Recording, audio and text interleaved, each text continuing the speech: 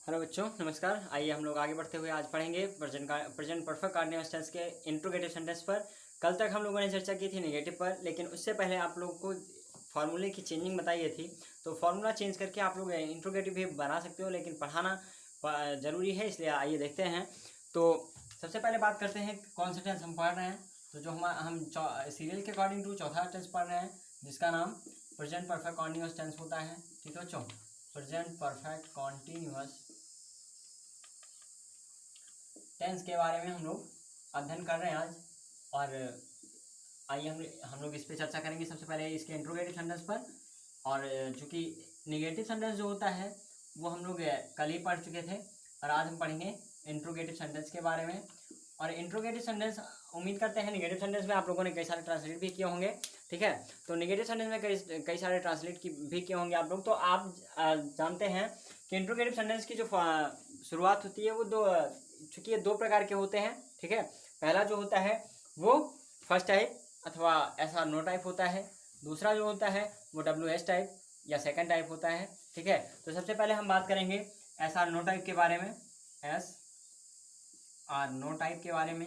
SR no type का मतलब होता है, आपको बताया गया था कि इंट्रोगेटिव सेंटेंस में जब कि हिंदी में वाक्यों की शुरुआत क्या शब्द से होती है। ठीक है, क्या शब्द से होती है और पीछे क्वेश्चन मार्क लगा होता है, तो उस मतलब टेंस को हम ये देख के पहचान लेते हैं कि ये इंट्रोगेटिव का है और फर्स्ट टाइप का है।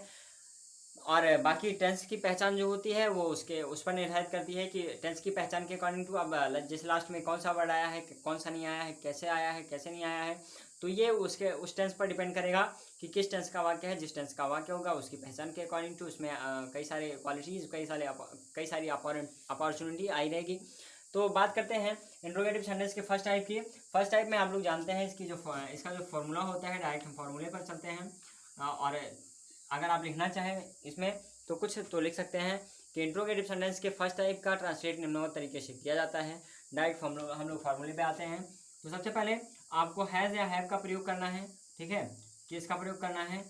अगर मतलब जैसे स्टार्टिंग क्या शब्द से होती है, तो सिमिलर नंबर का सब्जेक्ट है आपका तो हैज़ लिखना है, और प्लूरल नंबर का सब्जेक्ट है तो हैव लिखना है। ठीक बच्चों, उसके बाद आपको क्या करना है, हैज़ या हैव के प्रयोग के बाद आपको सब्जेक्ट लाना है।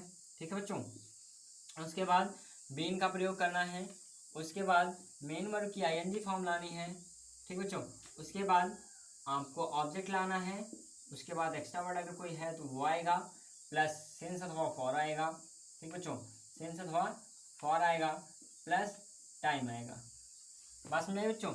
और लास्ट में सबसे लास्ट में सबसे ज़रूरी जो होता है वो क्वेश्चन मार्क होता है। सबसे लास्ट में क्वेश्चन मार्क भी लगेगा।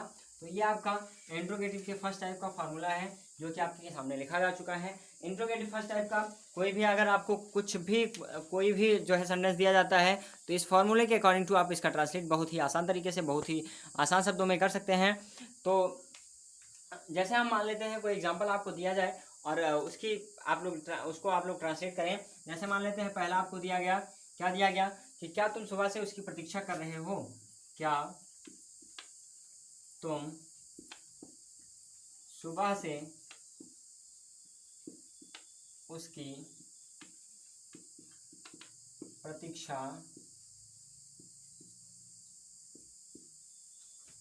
कर रहे हो? आपको बताया गया कि क्या तुम सुबह से उसकी प्रतीक्षा कर रहे हो। ये आपके सामने ट्रांसलेट लिखा गया है और इसका ट्रांसलेट आपको करना है। इसका ट्रांसलेट करने के लिए आपको बहुत ही आसान तरीकों में, जैसा कि आपके सामने फार्मूला लिखा गया है, उसी फार्मूले के अकॉर्डिंग टू आपको जो है इसका ट्रांसलेट करना है। ट्रांसलेट बहुत ही सिंपल तरीके से हो जाएगा, आप लोग पता भी नहीं पाएंगे कि कितना आसानी से हो गया। बस थोड़ा सा ध्यान दीजिए और समझते रहिए। तो सबसे पहले आइए देखते हैं, हमें हैज़ या हैव लगाने के लिए सबसे पहले जो डिसाइड करना है वो सब्जेक्ट को डिसाइड करना है। सब्जेक्ट हमारा सिंगुलर नंबर में है या प्लूरल नंबर में, इसको हमें कंफर्म करना है। तो आइए देखते हैं। सबसे पहले जो हमें सब्जेक्ट दिया हुआ है वो हमारा तुम है। ठीक है, तुम सब्जेक्ट है आपका, जो कि प्लूरल नंबर में आता है, और ये सेकंड पर्सन का प्रोनाउन होता है। तो इस जो है प्लूरल फॉर्म में है। प्लूरल फॉर्म में होने की वजह से यहाँ पे जो हेल्पिंग वर्ब लगेगी वो हैव लगेगी। हैव लगने के बाद आपको सीधा सब्जेक्ट लाना, यू हो जाएगा। उसके बाद आपको बीन का प्रयोग करना है। ठीक बच्चों, जैसा कि फॉर्मूले में आपको ऊपर बताया गया है, बीन का प्रयोग होने के बाद आपको अब सीधे से पहुंच जाना है मेन वर्ब पे। मेन वर्ब आपकी प्रतीक्षा करना है। प्रतीक्षा करना में की स्पेलिंग वेटिंग होती है, वेट होती है। वेट मीन्स प्रतीक्षा करना होता है, लेकिन जब उसमें आईएनजी जोड़ेंगे तो यहाँ वेटिंग हो जाएगा। ठीक बच्चों, वेटिंग हो जाएगा। उसके बाद किसकी प्रतीक्षा कर रहा है? उसकी प्रतीक्षा कर रहा है। तो उसकी मतलब कह रहा है क्या तुम सुबह से उसकी प्रतीक्षा कर रहे हो, तो यहाँ पे अब क्या करना है, वेटिंग होने के बाद आपको उसकी के लिए फॉर हिम लाना पड़ेगा। फॉर हिम हो जाएगा आपका। ठीक है बच्चों, फॉर हिम के बाद आपको अब यहाँ पे क्या करना है, ये भी देखिए। अब आपको सुबह से अर्थात उसकी टाइमिंग दिखानी है, तो टाइमिंग दिखाने के लिए आपको सबसे पहले सिंस अथवा फॉर का प्रयोग करना पड़ेगा। तो चूंकि हमारा जो टाइम दिया हुआ है वो निश्चित टाइम है, इसलिए यहाँ पे सिंस का प्रयोग होगा। तो सिंस लिख के उसके बाद क्या लिखेंगे बच्चों, क्योंकि सुबह से प्रतीक्षा कर रहा है तो मॉर्निंग हो जाएगा, और आपका जो ट्रांसलेट है वो पूरा हो जाएगा इसी के साथ। ठीक बच्चों, तो यही आपको करना है यहाँ पे, और आगे कुछ नहीं करना है आपको। ठीक है, आइए चलते हैं हम आगे। तो हमारा जो ट्रांसलेट था वो इसी पे कंप्लीट होता है। आइए और हम कुछ एग्जांपल लेते हैं। जैसे आपका दूसरा है, ध्यान से देखिएगा। दूसरा जो सेंटेंस है आपका, जैसे मान लेते हैं, ठीक है बच्चों, दूसरा जो सेंटेंस आपको इसी प्रकार अगर कुछ दिया जाए, जैसे आपसे कहा जाए क्या, जैसे आपसे मान लीजिए कहा जाता है कि क्या, कोई भी एग्जांपल ले लेते हैं। जैसे आपसे मान लीजिए, इससे पहले ही एग्जांपल जो इसे निगेटिव में लिया गया था वही ले लेते हैं। जैसे आपसे कहा गया कि क्या लड़कियां सुबह से नृत्य कर रही हैं।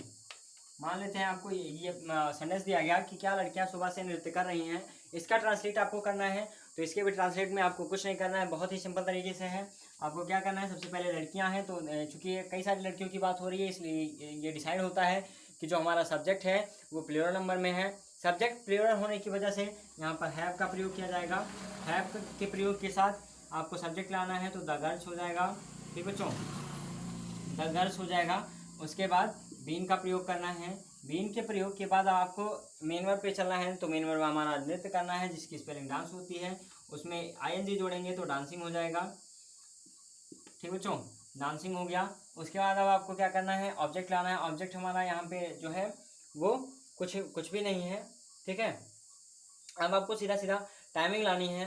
तो टाइमिंग लाने के लिए आपको सिंस अथवा फॉर का प्रयोग करना है। तो सिंस का प्रयोग चूंकि अभी सुबह के लिए, सुबह एक निश्चित समय होता है, तो सिंस हो जाएगा। उसके बाद मॉर्निंग हो जाएगा। तो हमारा जो टोटल सेंटेंस होगा वो हो जाएगा, have the girls been dancing since morning, और पीछे क्वेश्चन मार्क लग जाएगा। इसी तरह से अब हम लोग पहुंचते हैं सेकंड टाइप पर। सेकंड टाइप पर चलने के लिए आप जानते हैं सेकंड टाइप का जो फॉर्मूला होता है उसमें बहुत ज़्यादा चेंजिंग नहीं होती है, तो मैं इसी में बना दे रहा हूँ, बहरहाल आप लोग लिखेंगे।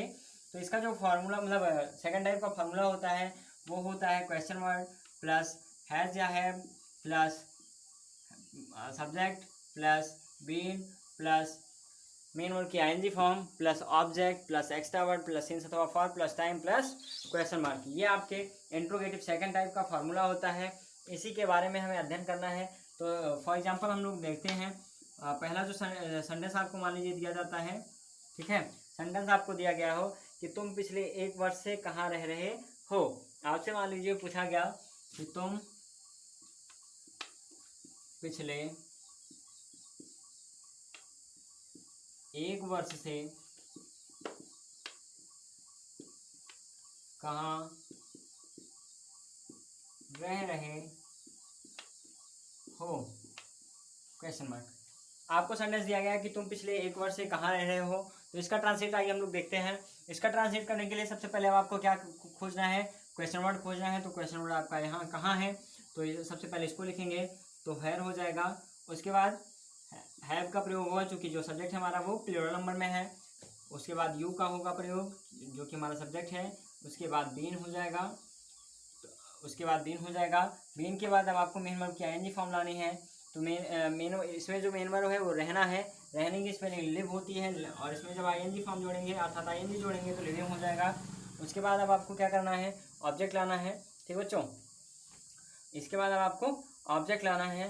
तो ऑब्जेक्ट यहाँ पे कुछ नहीं है, अब आपको सीधा पूछना है टाइमिंग पे। टाइमिंग आपकी पिछले 1 वर्ष से है, पिछले 1 वर्ष से है। अब आप यहाँ ध्यान दीजिएगा कि पिछले 1 वर्ष की बात कर रहा है, इसका मतलब कि किस पिछले 1 वर्ष से कोई पता नहीं है।